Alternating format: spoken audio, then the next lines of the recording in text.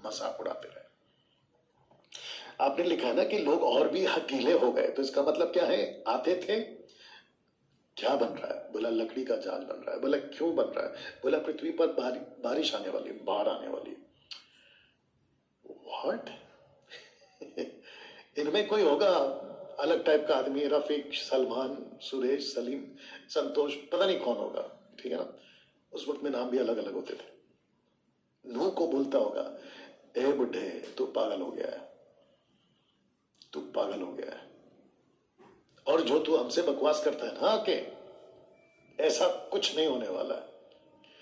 तो मैं आपको एक बात बताऊं, ऐसे लोग आज भी हैं। ये देखिए दूसरा पत्र 3 का 3 लिखा है कि सबसे पहले तुम्हें यह जान लेना चाहिए कि अंतिम दिनों में स्वेच्छाचारी माफ करना, हंसी उड़ाने वाले हंसी उड़ाते हुए आएंगे, जिसको इंग्लिश में लिखा स्कॉफर्स। तो मैं आपको बताऊं, नूह के वक्त में भी मजाक उड़ाया जाता था परमेश्वर के बातों का, परमेश्वर के प्रचार का। आज भी ऐसा ही होगा, परमेश्वर के बातों का, परमेश्वर के प्रचार का, उसके बाइबल का और सही 10% सेवकों का भी मजाक उड़ाया जाएगा। तो जिसका मजाक उड़ता है खुद को शाबाशी दो, क्योंकि नूह का भी मजाक उड़ा है।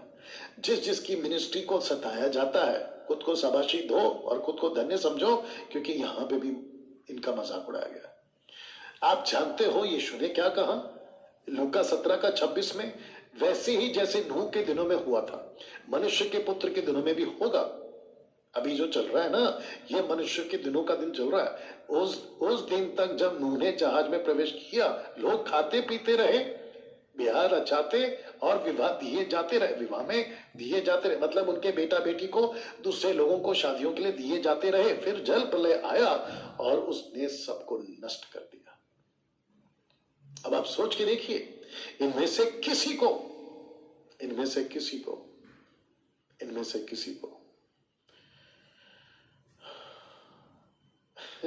मन फिराने का मौका नहीं मिला। शादियां तब भी हो रही थी जबकि टाट ओढ़कर, जैसे योना ने प्रचार किया निनवे में, 1,20,000 लोगों का, अगर मैं गलत नहीं, उन लोगों ने उसी दिन उसी पल पश्चाताप किया, इन्होंने नहीं किया। वाह, सोच के देखिए दोस्तों क्या परिस्थिति होगी नूह के टाइम पे, ठीक है ना।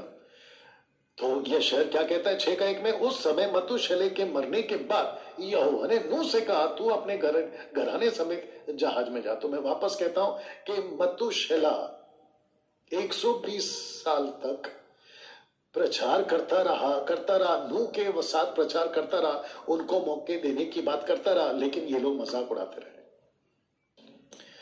आज भी ऐसा ही होगा, माफ करना, इन दिनों में भी ऐसे ही होगा।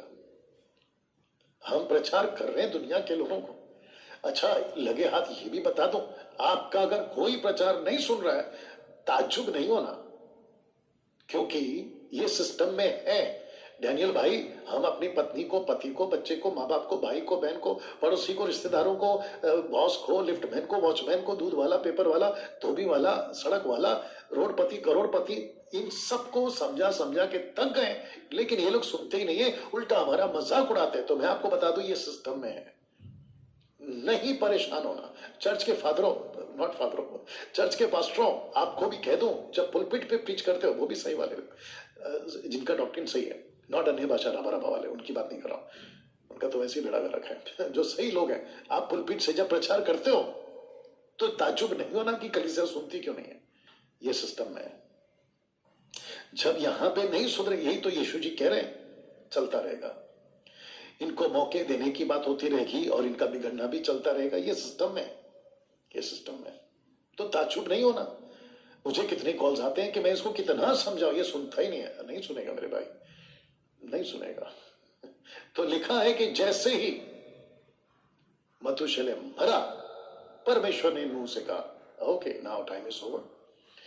तो लिखा है कि एक ही हफ्ते में नूह का मरना भी हुआ, जिसको कहते हैं कि पहला प्रचारक मर गया। लोगों ने कहा कि अच्छा हुआ बाबा एक बुढ़ा मर गया, नहीं तो 120 साल तक हमको यही प्रचार करता था, मन फिराओ। यार एक और चीज समझ में नहीं आती, 120 साल तक अगर कोई प्रचार कर रहा है पूरी पृथ्वी पे, ताज्जुब है नहीं, इनको सुनना चाहिए। सोच के देखिए कितने हटीली हैं, अकेले अकेले।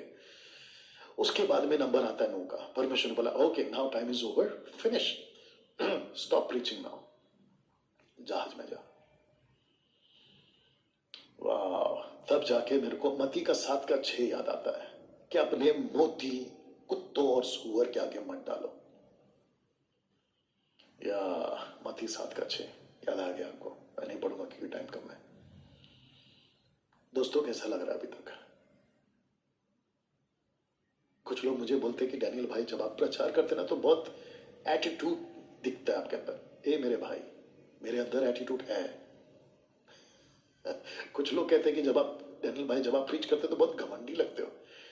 मेरे अंदर घमंड है, एक एटीट्यूड है, दूसरा घमंड है। क्यों? क्योंकि मुझे बाइबल कहती है कि जब तू प्रीच कर, बुजदिल की तरह नहीं, लल्लू की तरह नहीं। पहला पत्र 4 का 11 याद आया? वचन ऐसा बोल जैसा बोलना चाहिए। यिर्मयाह 9 का 23, बुद्धि वाले को घमंड है, अक्ल वाले को घमंड है, मतलब पैसे वाले को घमंड है, ताकत वाले को घमंड है। तो कहता है कि वो तो घमंड ना करे, लेकिन घमंड वो करे जो ये तीनों को बनाने वाला परमेश्वर है। उसको ये घमंड होना चाहिए कि वो सच्चे परमेश्वर को जानता है। सोशल प्लेटफॉर्म पे, फेसबुक, यूट्यूब, इंस्टा, या फिर आप मुझे कभी भी अगर फिजिकली मेरी मीटिंग अटेंड करोगे, क्रूसेड अटेंड करोगे, तो मैं आपको बता दूं, मैं आपको ऐसे ही प्रचार करता हुआ मिलूंगा। और जितनी मेरी पिछली वीडियोस है उठाकर देख लो। मैं जब 20 साल पहले गाना गाता था ना, तब भी देख लो, डंके की चोट पे बोलता था, आज भी बोलता हूं। परमेश्वर ने बोला नाउ स्टॉप, फिनिश। देखो यीशु का एटीट्यूड देखो, कहता है कि वो खाते पीते रहे, लेकिन जैसे ही नाश आया नष्ट हो गए। यीशु भी तो यही करेंगे आने वाले दिनों में। देख भाई, बिल्कुल सीधी बात है, वो चाहे किसी भी धर्म का आदमी हो, किसी भी पंथ का आदमी हो, किसी भी झंडे वाले का आदमी हो, सीधी बात है। हमारी बात पटती है ले लो, नहीं पटती है टाटा बाय बाय नमस्ते। हम आपके ऊपर मेहरबानी कर रहे हैं दरअसल वचन सुनाकर। आपको 120 साल का टाइम यहां पे दिया गया था, लेकिन लोगों ने मजाक उड़ाया। आज भी उड़ाते हैं, आज भी उड़ाते हैं। हमको इससे कोई फर्क नहीं पड़ता कि सोशल प्लेटफॉर्म पे कौन मेरे बारे में क्या आपके बारे में कौन क्या कहते हैं, इससे कोई फर्क नहीं पड़ता। सच सच है सब। कहते हैं कि हम ये कर देंगे वो कर देंगे, तो इनको भी तो किया था, कौन सी नई बड़ी बात है? यीशु को तो क्रूस पे चढ़ा दिया था, कौन सी नई बड़ी बात है? या ना दोस्तों, मैं चाहता हूं कि ये जो शब्द है ना, जहाज में जा, इसको बताकर मैं शायद समाप्ति पे आऊंगा। ठीक है ना? लिखा है कि उत्पत्ति 7:1 में यहोवा ने नूह से कहा तू अपने सारे घराने समेत जहाज में जा। ये हिंदी ट्रांसलेशन है, लेकिन अगर आप केजेवी वर्जन पढ़ते हो तो लिखा है कि come thou and all thy house into the ark. तो इसका मतलब है कि परमेश्वर ने कहा कि नूह तू जहाज के अंदर नहीं जा रहा है, बल्कि मैं जहाज से तेरे को अंदर से बुला रहा हूं, आ। लिखा है कम धाव, कम। ये है सही ट्रांसलेशन। तो परमेश्वर जहाज के अंदर था, जैसे आज वो आपके अंदर है। और यही वजह है कि हम परमेश्वर को वेलकम नहीं करते। हम परमेश्वर को वेलकम नहीं करते, हमारी औकात नहीं है उसको वेलकम करने की, बल्कि उसने हमको वेलकम किया, उसने हमको वेलकम किया। इसलिए हम पवित्र आत्मा तेरा स्वागत है ये गीत नहीं गाते, हमारी औकात नहीं है उसको करने की। उसने वो खुद हमारे को चुना है कि वो हमारे अंदर रहे। ये शिक्षा कई लोगों के, खास करके पेंटिकॉस्टल, कैरिस्मेटिक, इंडिपेंडेंट चर्च वाले के गले नहीं उतरती। कहते हैं कि हम परमेश्वर का स्वागत करें, और ये वर्शिपर्स आजकल के क्या कहते हैं कि वचन सुनने से पहले हम जमीन तैयार करते हैं ताकि वचन जब उसमें गिरे तो वचन फलवंत हो। वाह बेटा, तुम्हारी औकात है जमीन को तैयार करने की? सोच के देखो क्या बोल रहा हूं, दिमाग लगाओ जरा। ओके, तो परमेश्वर अंदर है और नूह को बुलाता है अंदर। ओके, उत्पत्ति 7 का 24, और लिखा है जल 150 दिन तक पृथ्वी को डुबाता रहा।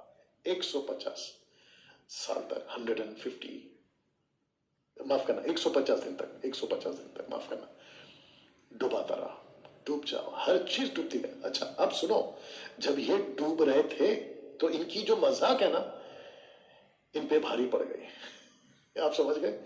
ऐसा ही एक दिन होगा। मैं अभी हंस के बोल रहा हूं, लेकिन ये उस दिन मुझे भी दुख होगा, जैसे परमेश्वर को दुख होगा कि लाखों बिलियंस बिलियंस बिलियंस लोग उस दिन नरक चले जाएंगे। आज का मजाक तुम पे उस दिन भारी पड़ेगा।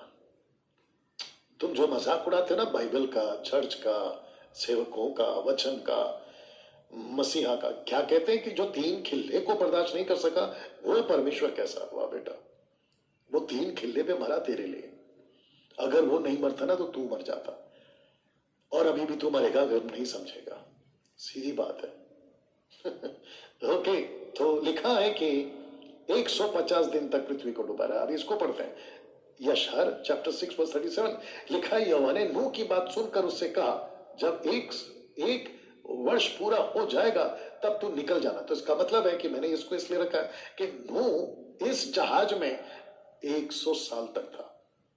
365 दिन, अगर बाइबल के हिसाब से भी देखोगे, कैलकुलेट करोगे, 150 दिन तक डूबा रहा, 40 दिन 40 रात उसको काउंट करो, वो 40 और ये 150, 190, और 7 दिन के बाद कौवा, फिर एक 7 दिन के बाद कबूतरी, वो वापस आ गए, फिर एक 7 दिन के बाद, ऐसे करके अगर आप काउंट करोगे ना तो 365 के आसपास पहुंच जाते। तो लिखा है, ये शेर कहता है 365 दिन, लिखता है 1 साल, पूरा 1 वर्ष नूह जहाज में था। Total 100 years. ओके ना, अब क्योंकि ये अध्ययन है फटाफट और वक्त बहुत हो चुका है, तो जिसके चलते मैं इस बात को आपको कल सिखाऊंगा कि जैसे नूह ने